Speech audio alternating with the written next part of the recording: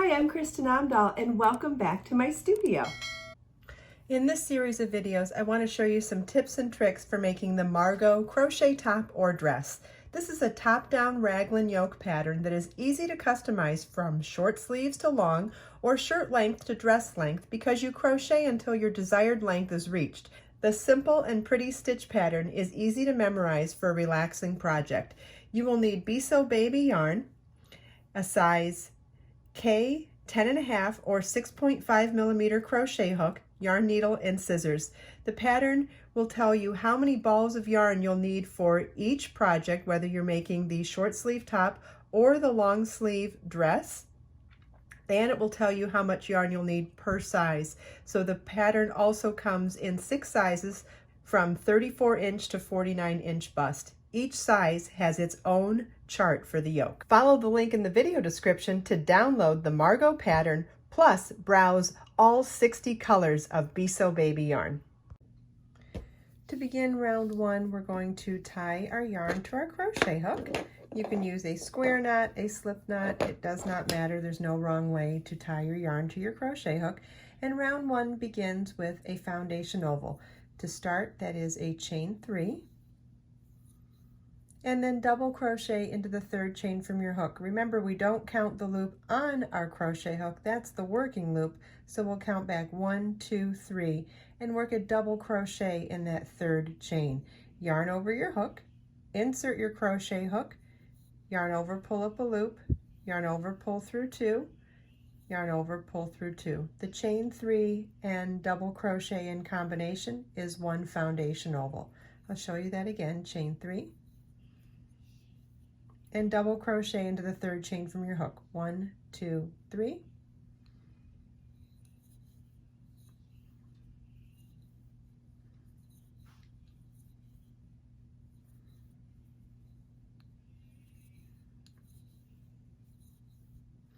You want to refer back to the pattern to see how many foundation ovals you'll need for round 1, depending on which size of the pattern you're making. At the end of round 1, you want to slip stitch to the 1st chain at the beginning of the round to join, and try not to twist your first round of foundation ovals. This is what your work should look like at the end of round 1. And at this point, I find it's handy to add stitch markers to mark the foundation ovals that will end up being the 4 corners of our raglan shaped yoke, and you will know which ones they are based on which size you're making of the pattern. So you'll refer back to the pattern for this as well, but once you know which one is your corner, I suggest that you add stitch markers to help you remember as you're going along in the pattern, especially when the rounds get larger. It's helpful to remember which one is where your corners are.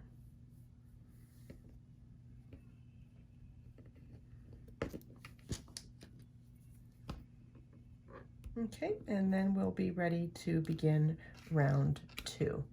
Okay, round 2 begins with slip stitching into the 1st foundation oval, so just into the large space between the double crochet and the chain 3. So we'll slip stitch in there and work a chain 6, which counts as a double crochet chain 3. And we're going to work double crochet in the next foundation oval, chain 3, across until we get to one of our corner marked foundation ovals.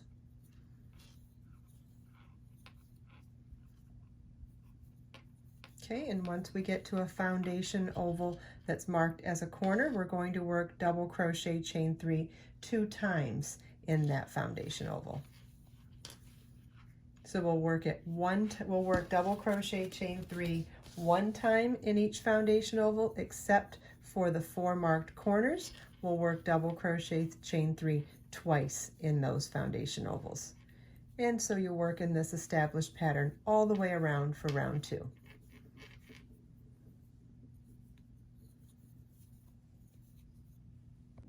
At the end of round 2, before we join the round, you want to make sure that the entire yoke is not twisted. So we're going to sit here and just line everything up. There we go.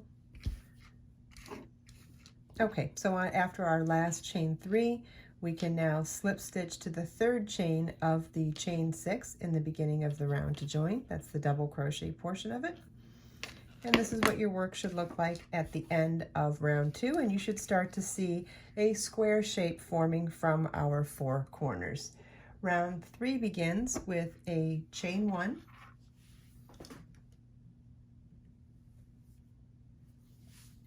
round 3 begins with a chain 1 and single crochet in the same stitch, and 5 double crochets in the next chain 3 space,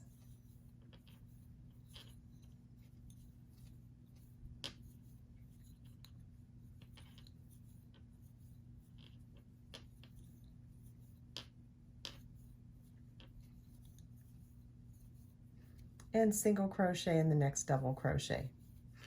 And we're going to repeat 5 double crochets in the next chain 3 space, 1 single crochet in the next double crochet. You want to repeat that across to your corner chain 3 space.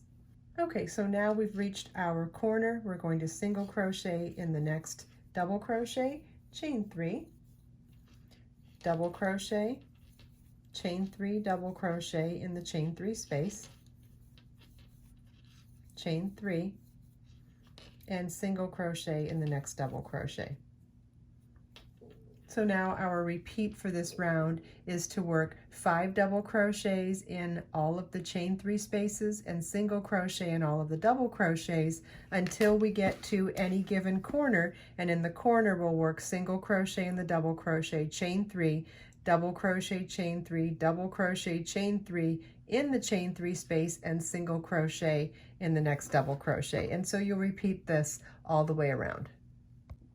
At the end of round 3, you want to slip stitch to the first single crochet at the beginning of the round to join. And this is what the end of round 3 should look like. Round 4 begins with slip stitching into the second double crochet in the first set of 5 double crochets in that shell. So we slip stitched over to the second one, chain 1, and single crochet in the same stitch, chain 3, skip the next double crochet on the shell, and single crochet in the next double crochet, chain 3, skip the next double crochet, single crochet, and double crochet, and single crochet in the next double crochet on the next shell, chain 3, skip 1 double crochet in the same shell, and single crochet in the next shell. So we're going to work chain 3 single crochet in this fashion until we get to the corner, and then I'll show you how we do the corners a little bit differently. Okay, we've made it to the corner now, so it's chain 3, single crochet in the next chain 3 space, chain 3, double crochet, chain 3, double crochet in the next chain 3 space, chain 3, single crochet in the next chain 3 space, and then we'll go back to our chain 3 single crochet across the shells in the same formation that we talked about in the beginning of the round, and we'll work that all the way across to the corners and then repeat what we did in the first corner in all of the rest of the corners for this round. At the end of round 4, we replace the last single crochet with slip stitch to the first single crochet at the beginning of the round to join. And this is what your work should look like at the end of round 4. Round 5 begins with a slip stitch into the first chain 3 space, chain 1, and single crochet in that same chain 3 space, chain 3, and single crochet in the next chain 3 space. Our entire repeat for round 5 is chain 3 and single crochet in the next chain 3 space. You want to repeat that all the way around. At the end of round 5, you want to finish the last repeat with chain 3 and slip stitch to the first single crochet at the beginning of the round to join. And this is what your work should look like at the end of round 5. At this point, we want to move our corner stitch markers because we've been working in those chain 3 spaces going up from the marked foundation oval, and on this last round the corner is now marked with a single crochet, so it's that particular single crochet that we want to mark for our corner on the next round. So I'm going to move each of these stitch markers, and it's pretty easy to follow. So from that marked foundation oval, we had these V stitches that were worked in the corner, and now on this final round here, the V stitch had a single crochet put in it. So we're going to mark those 4 spaces on the round before beginning round 6.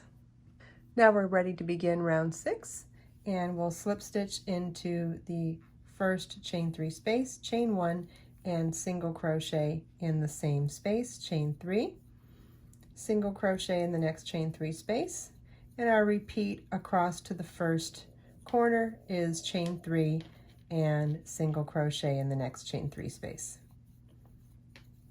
Okay, so now we've worked chain 3, single crochet in the next chain 3 space, all the way across to our marked corner, which is a single crochet, and we're going to work chain 3, double crochet in that marked single crochet corner, chain 3, double crochet again in that same stitch,